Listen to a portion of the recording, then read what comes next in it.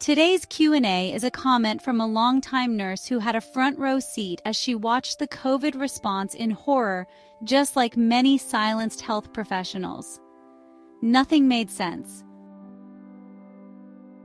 There are so many issues brought up in this post that I could examine the harm done to the inhabitants of this planet for every single point that Jennifer made in her eye-opening post, but I can't because this video would be many hours long. Also, I try to follow the Alliance's lead and reveal things more slowly when the environment seems to allow it from a censorship and acceptance point. I'm not a historian, so I don't know if such an assault on mankind has ever occurred in such great numbers on Earth. Yes, many people were tortured and killed in masses before, but the difference may be that it was done so surreptitiously by people that many loved and praised. This shows us how far off we are in our intuitive capacities, which reveals our evolutionary infancy as a species.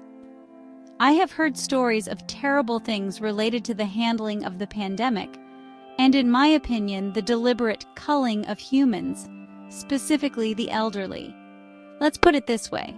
What happened was either deliberate or unforgivably negligent. For me, I know things that have happened and I must come to peace with them, as many of you already have dealt with or will be struggling with soon. I no longer have anger, though I believe that many people must be removed or otherwise punished. I have no fascination with focusing on the terrible things that happened, but I do so for you guys when I can. I say this because even if I can't be graphic here, the review of the content takes me back to thoughts and images that I don't want to see again. For me, I'm moving on to the next phase of preparing myself and those who are ready to move on for our part in the evolution of mankind. So I'm going to leave most of the description of what people saw and felt to this wonderful patriot who was on the front lines.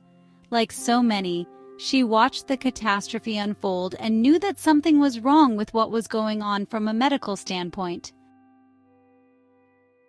People in the healthcare sector really were pressured to support the pandemic narrator or face firing. They were strongly encouraged to take the COVID-19 vaccine, and since they were coming in contact with infected people every day, they were just as scared as the rest of the world. If you think the fear campaign was big to the American public, imagine if you were a first responder and you didn't have a clue what the risks were, based on initial reports. Imagine touching patients every day not knowing if you were going to contract it, believing the narrative that it could kill you. These frontline workers are really brave, selfless heroes. They put their own health at risk every day with every new patient that presents for their care. We all really owe a great thank you to those like our beautiful Jennifer, who wonderfully explains what it was like to be working in healthcare during COVID. She eloquently recounts what it was like to begin slowly learning what was really going on and how it made no sense according to standard medical practices. Now, years later, government officials are telling us that there was no evidence whatsoever for the 6 feet rule and that it was totally arbitrary and basically pulled out of a hat. One such official is Raja Cholan, Chief of Health Data Standards at the National Library of Medicine at the NIH, or National Institute of Health. This is basically the nation's health library, where we expect to be able to receive accurate information on health, but it's as manipulated as MSNBC. NIH falls under the oversight of RFK Jr., now the Secretary of Health and Human Services, and he has a library of select and contrived information to work from. The more I learn, the clearer it becomes that we are going to have to reassess nearly every study that we have relied upon for drug approvals over the last 20 or 30 years. He was caught on an undercover camera by O'Keefe Media Group. He admits that for other vaccines, manufacturers have to go through several rounds of approval, but COVID-19 approvals were accelerated. We've talked about this recently and the dangers of such insufficient study on new drugs. When asked if he thought the COVID vaccine is safe, his response was, "I think we are all going to find out when it's too late." Cholan continued that he hasn't gotten the latest COVID shots, and he's not going to because there's mixed evidence about whether the vaccine really does anything. He then corroborates that the data confirms that the vaccine really increases the risk of heart conditions in people under 30 years old. He then stated that he doesn't think the vaccines even stop COVID. He continued that now there is evidence that under Dr. Fauci's direction, the National Institute for Allergy and Infectious Diseases funded the Wuhan lab to make COVID. And at the time, he was only at NIH for 2 months, and he said everyone at NIH seems to care about health, but if they were trying to spread the virus, they should go to jail. The original video of this undercover interview will be linked in the description. Cholan remains optimistic that this wasn't done deliberately by Anthony Fauci, but the evidence grows stronger by the day. I will also put my Amazon link to Robert F. Kennedy Jr.'s book entitled The Real Anthony Fauci. If you really want to know how the system was used against us and Fauci's part in it all, I suggest you pick up a copy of this book or ebook because you won't believe what was done to us and how the science was contrived lies. So we had healthcare professionals putting their lives at risk who saw that things weren't right, and now we are hearing that even NIH government officials were concerned about the efficacy and safety of the vaccine. So how could this have happened? How could 13.5 billion COVID-19 vaccine doses have been administered worldwide when both government officials and healthcare workers didn't feel comfortable with the vaccine? So I'm going to let at Jennifer Seals 3642 tell you her experience. I am a nurse for 25 years. I have worked in my career med-surg, ER, OB, surgery, home care, and hospice. At first, the 2-week shutdown was a good thought. I agreed with it. No one who needed to know anything about the virus knew anything. Then shut down everything. When in our history has everything been shut down completely? Never. Our whole planet shut down! Then the total shutdown goes on and on and on.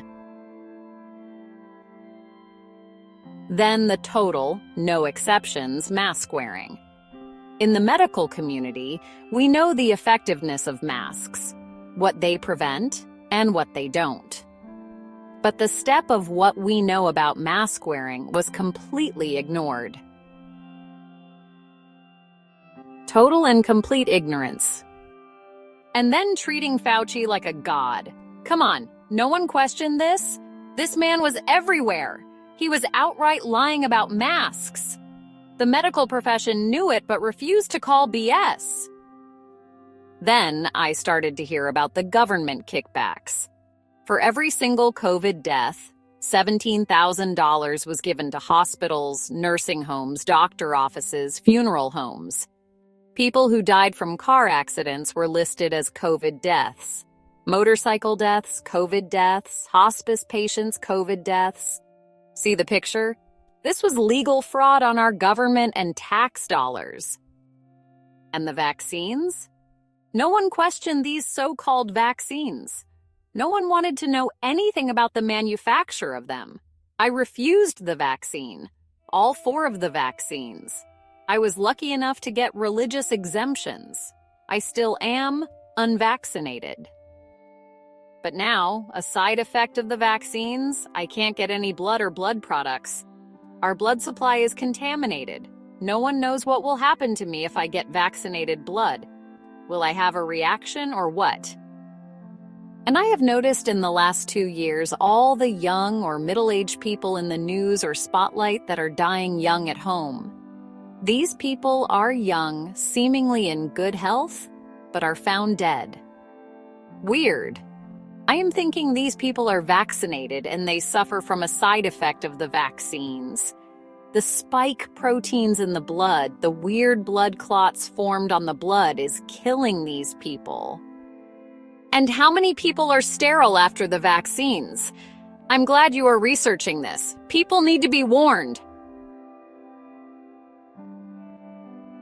You are so right, Jennifer, and it's great to have the perspective of someone in the system. Thank you so much. I'm in the same position. I never got the vax, never considered it. I had an accident and needed blood. I had several pure bloods that wanted to donate and they wouldn't allow them to. Said it would take too long to process it. I had no choice. I had to have blood, so I don't have a clue what's in it. I feel great, but the best thing I can say is to get it out of the fat stores as quickly as you can. The mRNA specifically is my concern, which is a lipophilic carrier that embeds that crap in fat and the brain. It's been about 3 years, and maybe I lucked out because I'm really great, but I exercise and am very careful about my diet.